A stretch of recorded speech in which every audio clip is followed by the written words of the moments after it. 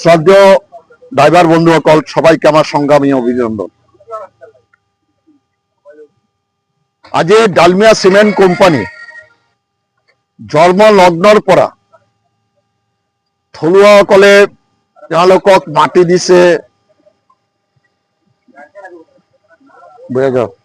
তেওঁলোকক মাটি তেওঁলোকৰ সিমেন্ট কঢ়িয়াই ক্লিংকাৰ কঢ়িয়াই কাৰণে লংকাৰ থলুৱা মালিকসকলক গাড়ী কিনাৰ কাৰণে উৎসাহ দি তেওঁলোকে গাড়ীটো কিনিছে। যেতিয়া লংকাৰ পৰা এখন গাড়ী 16 কিলো যোৱাত 12 ঘণ্টাৰ পৰা 13 ঘণ্টা সময় লাগিছিল, তেতিয়া লংকাৰ এই মালিকবিলাক আৰু ড্ৰাইভাৰবিলাক নিজৰ জীৱনৰ ঝুঁকি লৈ তেওঁলোকে এই ডালমিয়া কোম্পানীৰ এই সিমেন্ট কঢ়িয়াইছিল। সেই সময়তে আমাৰ 21 জন ড্ৰাইভাৰ উগ্ৰপন্থীৰ গুলিত নিহত হ'বলগীয়া হৈছে।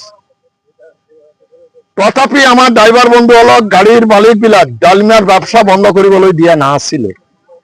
তেওঁলোকৰ জীৱনৰ ঝুঁকি লৈ তেওঁলোকে ডালমিয়া সিমেন্ট কোম্পানীৰ পৰা ক্লিংকাৰ কঢ়িয়াই আনি ডালমিয়া প্লেণ্টত আনিছিলে। এতিয়া যেতিয়া তেওঁলোকৰ ৰাস্তাটো ভাল হৈ গ'ল, এতিয়া তেওঁলোকে থলুৱাক বঞ্চনা কৰি, তেতিয়া এটা কথা আছিল কি যে থলুৱাসকলৰ পৰা মাটি অধিগ্ৰহণ কৰিছে তেওঁলোকৰ পৰিয়ালৰ এজনক চাকৰি দিব বুলি তেওঁলোকে প্ৰতিশ্ৰুতি দিছিল।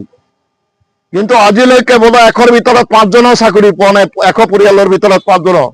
তেতিয়াও তেওঁলোকে এই বঞ্চনাৰ পৰা আমাৰ এই ড্ৰাইভাৰ বন্ধুসকল কিংবা অধিগ্ৰহণ কৰা মাটিৰ মালিকসকল বঞ্চিত হৈছিল। যে সময়ত আমাৰ দ্ৰব্যমূল্য বৃদ্ধি হৈছে, সেই সময়ত ডালমিয়া সিমেন্ট কোম্পানী উদ্দেশ্য প্ৰণোদিতভাৱে তেওঁলোকৰ ভাড়াটো হ্ৰাস কৰি যাতে আমাৰ লোকেল গাড়ীবিলাক থলুৱা গাড়ীবিলাক চলাব নোৱাৰে, তেওঁলোকে বহিৰাজ্যৰ পৰা গাড়ী আমদানি কৰি আমাৰ লোকেল গাড়ীবিলাক ইয়াৰ পৰা লোড বন্ধ কৰি দিছে। আৰু লোকেল ড্ৰাইভাৰবিলাকক বঞ্চিত কৰি তেওঁলোকে বাহিৰৰ পৰা ড্ৰাইভাৰ আনি ইয়াতে নিয়োগ কৰিছে।